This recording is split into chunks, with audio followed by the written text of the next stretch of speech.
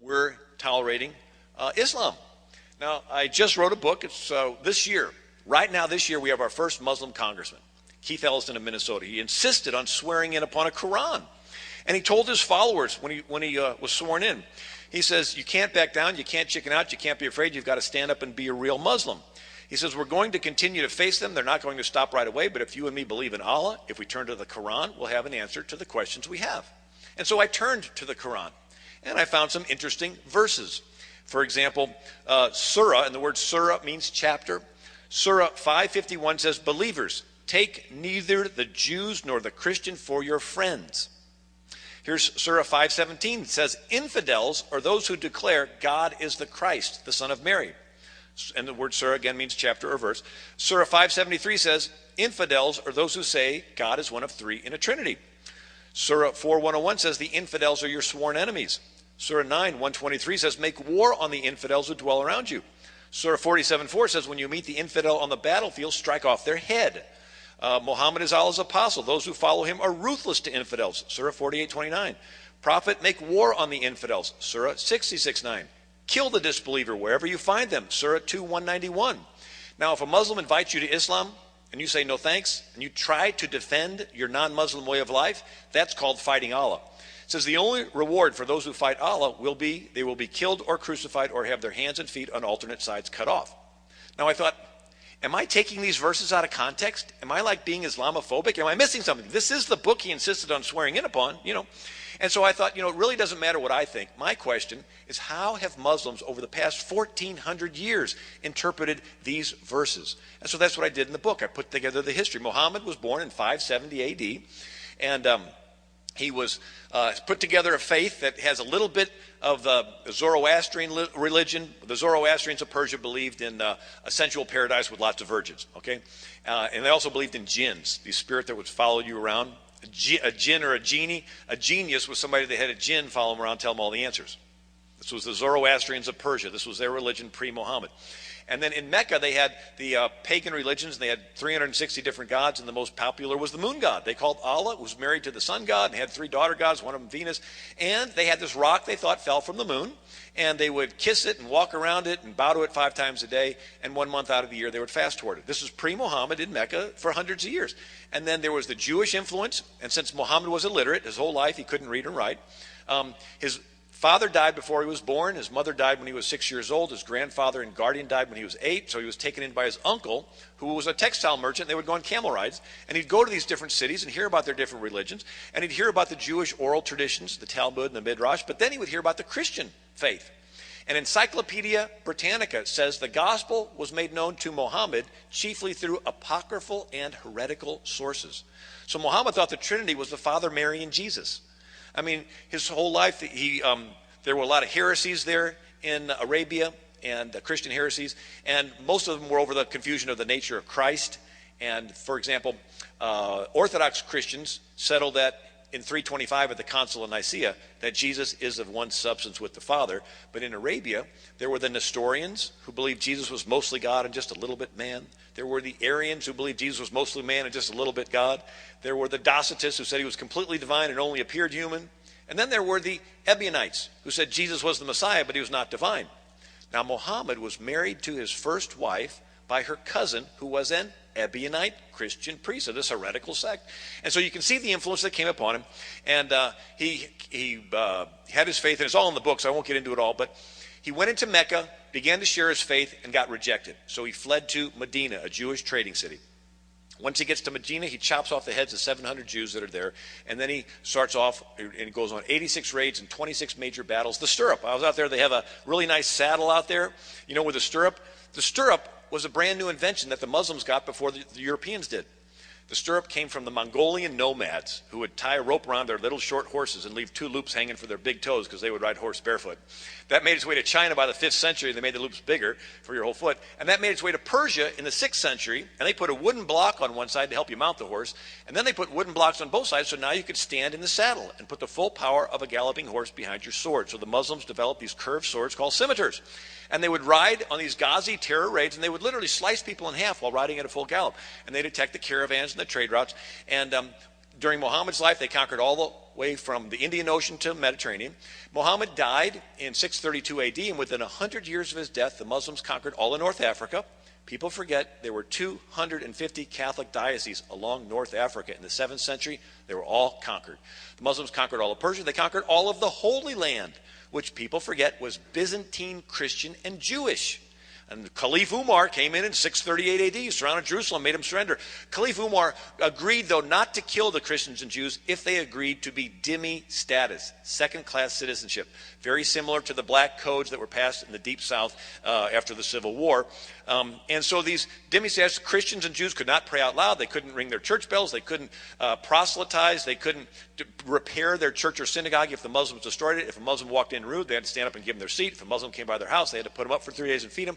Christians and Jews could not own weapons, couldn't own horses, and they had no legal standing in court against a Muslim. And this is still the way it is today in Pakistan and many of those Muslim countries.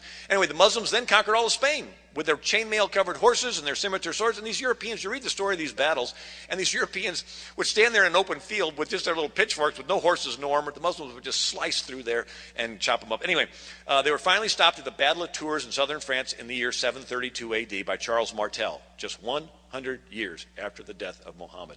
And this, once they were stopped from going to Europe, there was no other army all the way to Poland. And if they weren't stopped there, we'd all be Muslim today. But, so when they were stopped, they began moderate Islam. It says we're still going to conquer the rest of Europe, but it may have to wait till the distant future.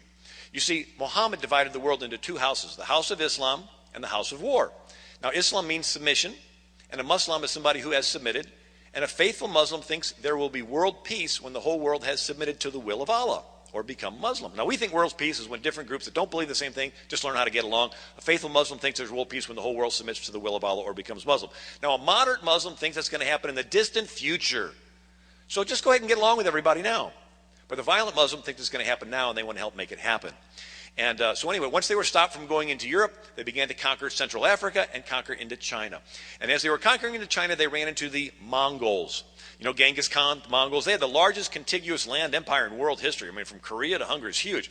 But the Mongols would ride into town, kill the men, take the women, and plunder. And when they began to fight the Muslims, they realized that this new religion, they could continue to ride into town, kill the men, take the women, and plunder, only now do it with the blessing of Allah.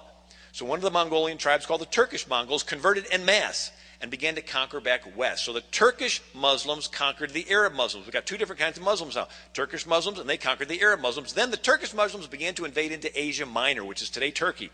All 7 churches mentioned in the book of Revelation were all in Asia Minor. They were all conquered by the Muslims.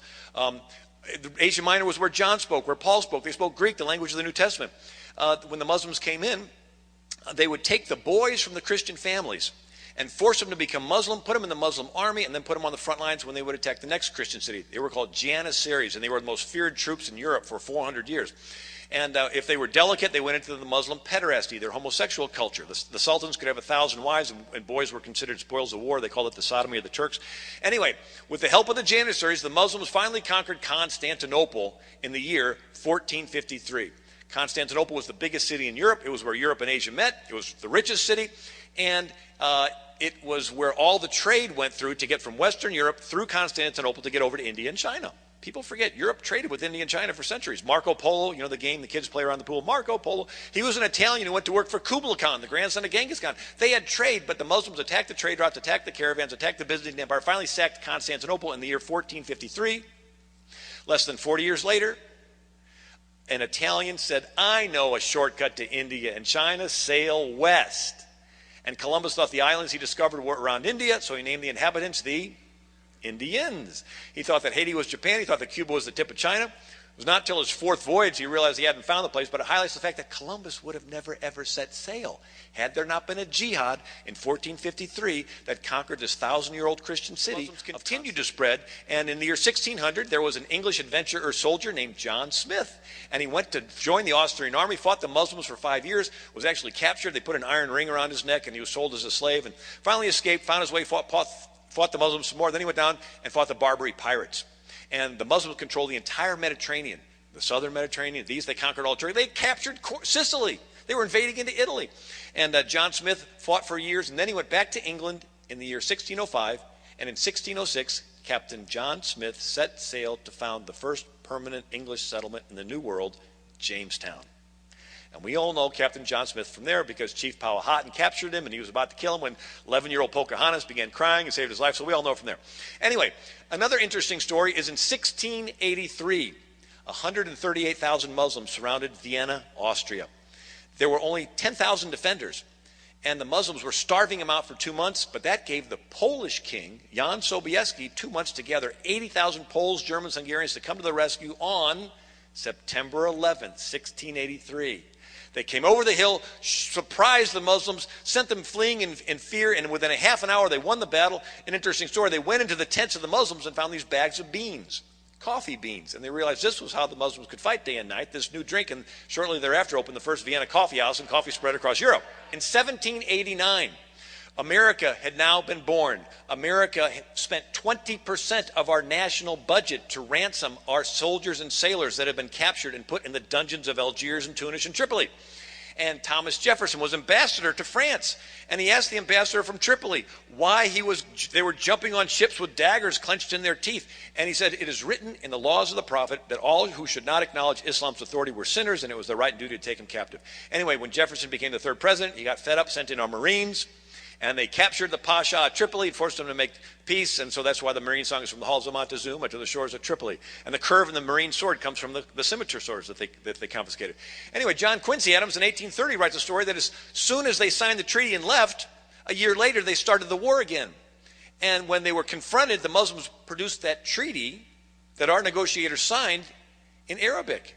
And John Adams says, our negotiators, unacquainted with the language of the Quran, signed the treaty in both languages, not imagining there was any difference between them. But when the Muslims produced the treaty, it said that we had surrendered to them. So John Quincy Adams says, you can't trust the Muslims when it comes to treaties. Anyway, in the late 1800s, the Ottoman Empire got behind the military curve, and Greece broke away, and Romania broke away, and parts of Bulgaria, and parts of Hungary and Poland broke away, and there was this little country called Armenia. Armenia was between the Black Sea and the Mediterranean Sea. They were all Christian. It was actually the first country to officially declare itself Christian. And these Armenians wanted to break away. And between 1915 and 1922, the Muslims killed 1.5 million Armenian Christians. Marched them into the desert until they died.